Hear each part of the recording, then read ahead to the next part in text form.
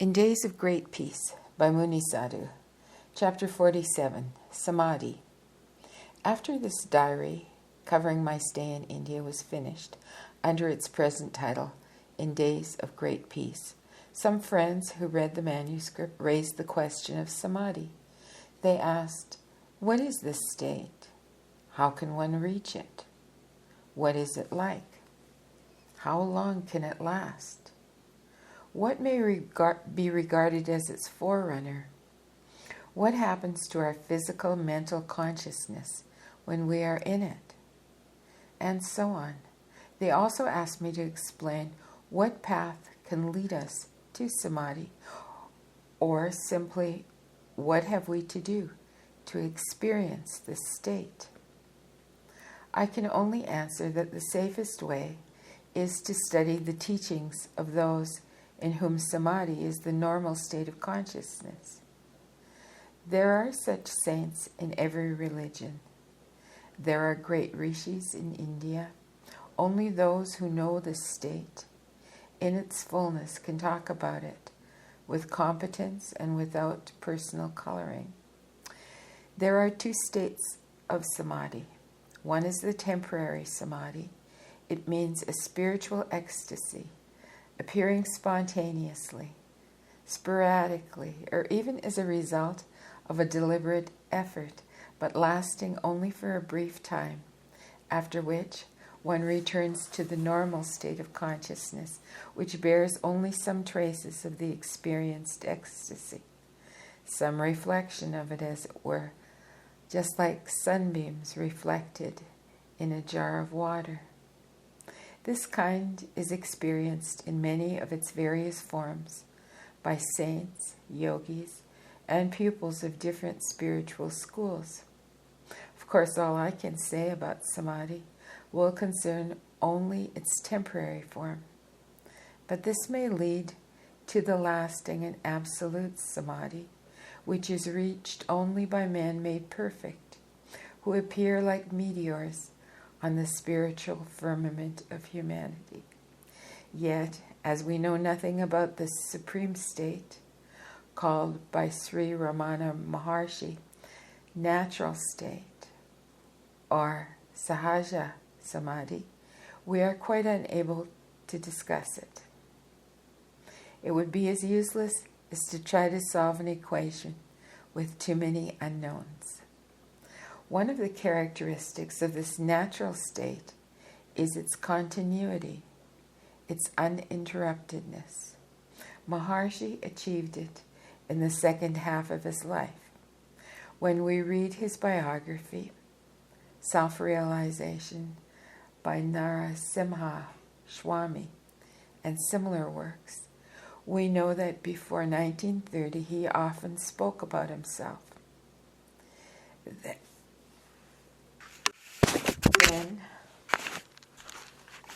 Then I was not in Samadhi, but after that year, he speaks of it as a normal, permanent, natural state without interruptions, without any place for the physical mental consciousness.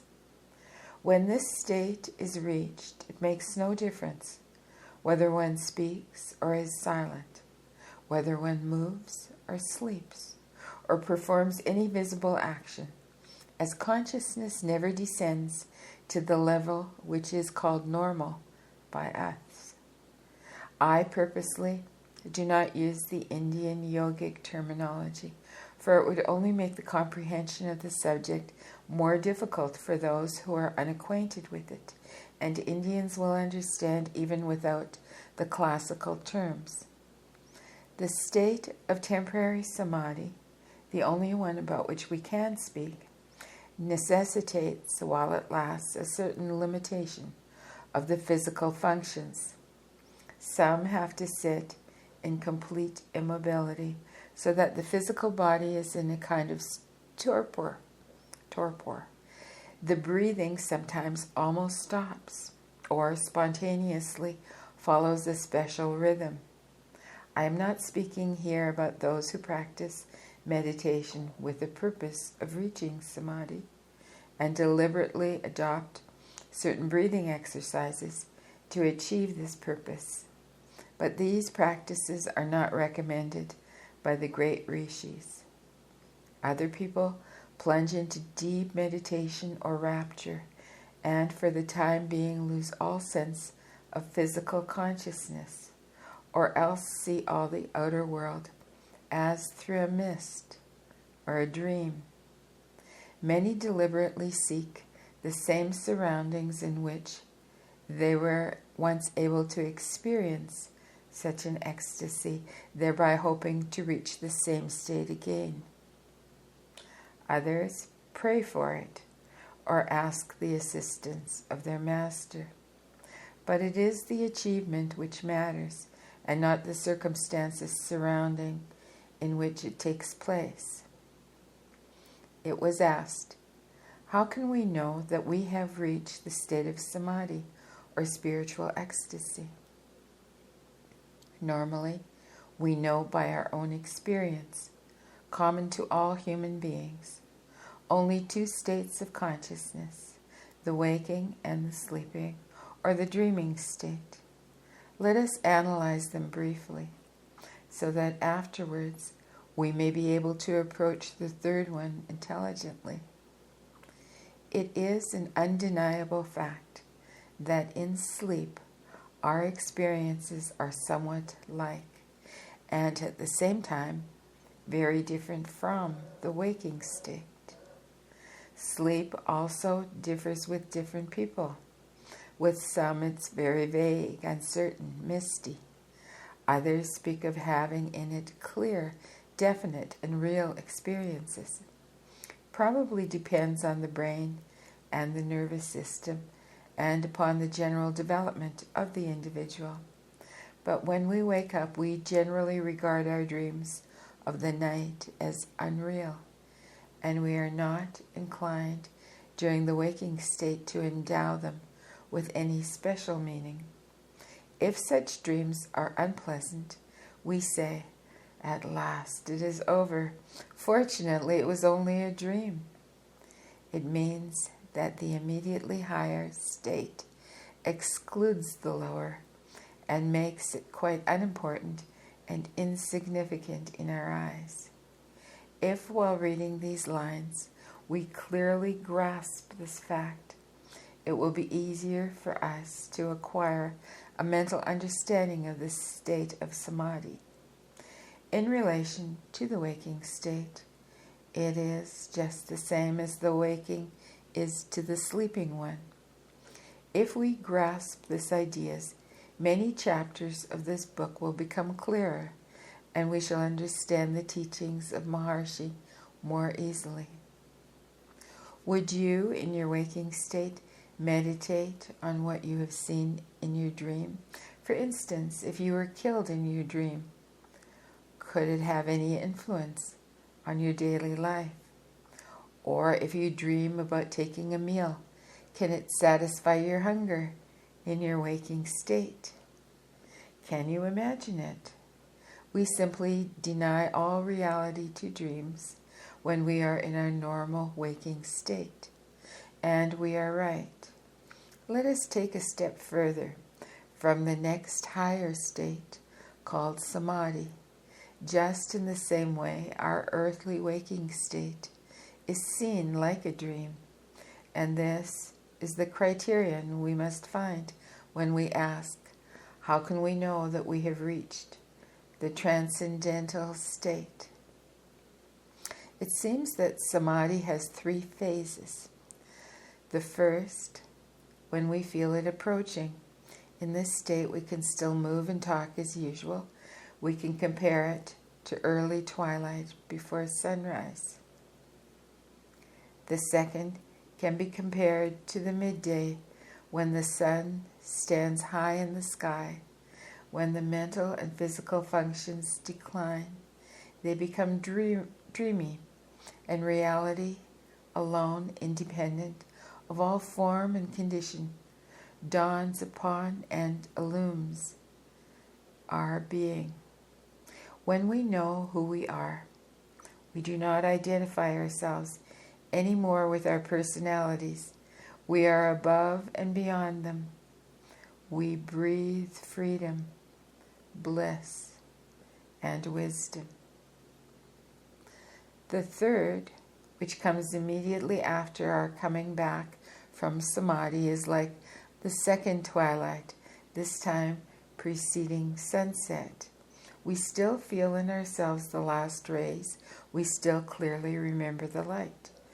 But its vivid reality gradually fades away when we return to our normal consciousness, the waking state. But the remembrance of Samadhi is never completely lost. We are still unable to stay in it permanently due to our imperfect spiritual development. But henceforth we know irrefutably that this state exists, that it is, in truth, the only reality. After experiencing Samadhi even once, we are different beings. It is interesting to note that this state has its own range of vibrations, extremely subtle and powerful. They influence our surroundings. We can easily observe their effect on people when we experience, however imperfectly, this state ourselves.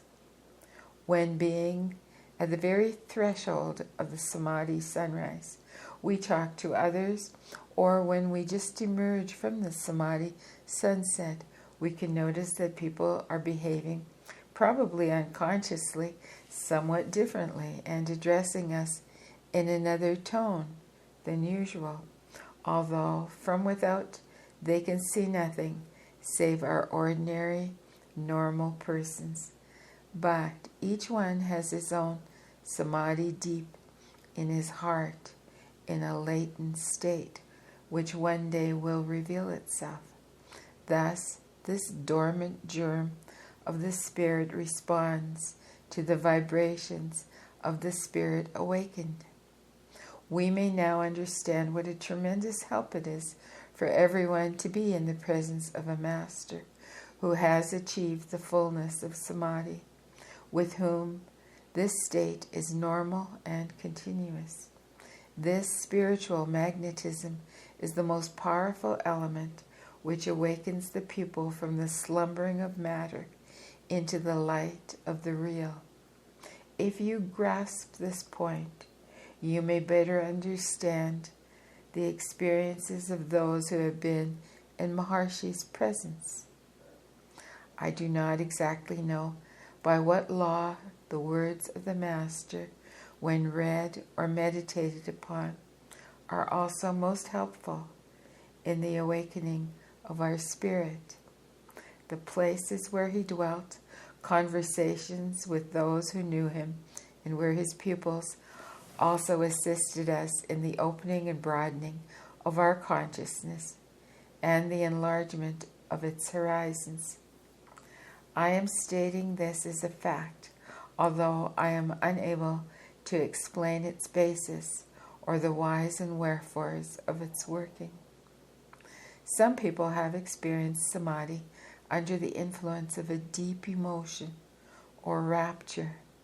The well-known saint of India, Sri Ramakrishna, often fell into this trance of Samadhi under the influence of an outer impulse. Once in the zoological gardens of Calcutta, he went into Samadhi at the sight of a lion, and afterwards explained that he saw in this kingly animal the reflection of the power of the Most High. And one instant of this contemplation was enough to carry him out of the normal consciousness into the higher states of Samadhi. The contemplation of mighty mountains, or the vast expanse of the sea, and other forms of beauty and power of nature also help us considerably to leave our physical sleep for the higher state. Can anyone who has read the life of St. Francis of Assisi and of other saints in a contemplative and devotional temperament fail to notice the same phenomenon in Sri Ramakrishna's life.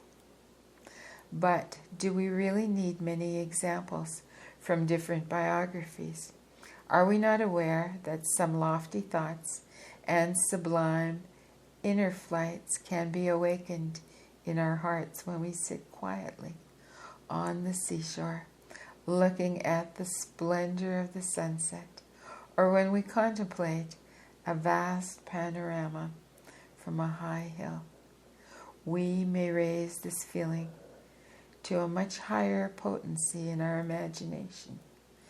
Add to it stillness of the mind and purity of the heart, and we may not be far from the understanding of our goal. Through music, songs, mantras, incantations, one can also obtain the same results. That is why they were introduced in all the religions of the world. Samadhi is a state of absolute bliss. One can say that tiny elements of samadhi are present in every pure and intense bliss that we experience, even in our ordinary, everyday lives. However small these drops of nectar may be, their essence is the same as the ecstasy of samadhi. Wherever, under any impulse, we can escape from our narrow personality and forget the dream of our waking state, the germ of samadhi is present. But no one can reach this lofty state through curiosity or the so-called passion for knowledge. No amount of effort can help you in this respect, if such be your motive. Vain attempt. Samadhi cannot be encased in the narrow boundaries of the mind, for its very characteristic is the transcendence of all mental levels. Do not deceive yourself by saying that you would like to study this state scientifically, for this would be trying to take water with a sieve. It is your motive, the purpose you want to achieve. That alone is the factor deciding success. Only intuition can guide you. Only when you are ripe for the wholehearted desire to exchange all that is transitory in yourself for the permanent and eternal, when the eternal becomes more important to you than all the seeming reality of the visible world, will you be capable and ready for the great effort, and then only will the necessary assistance be given to you. Some adepts of spiritual science say that samadhi is stronger than death, that one cannot that one cannot die in this state, for all physical life is then in a kind of suspension. That is, according to them, the basis of the belief that some yogis who practice certain forms of samadhi can live hundreds, sometimes thousands of years. On the other hand, cases are known of yogis who have left this world by not returning to their normal consciousness from the state of samadhi. We can find much light on the subject of higher states of consciousness in the following books: Varieties of Religious Experiences, a classic by Professor William James, A Search in Secret India, and other works by Paul Brunton, and The Incomparable Mahayoga by WHO, published by Ramana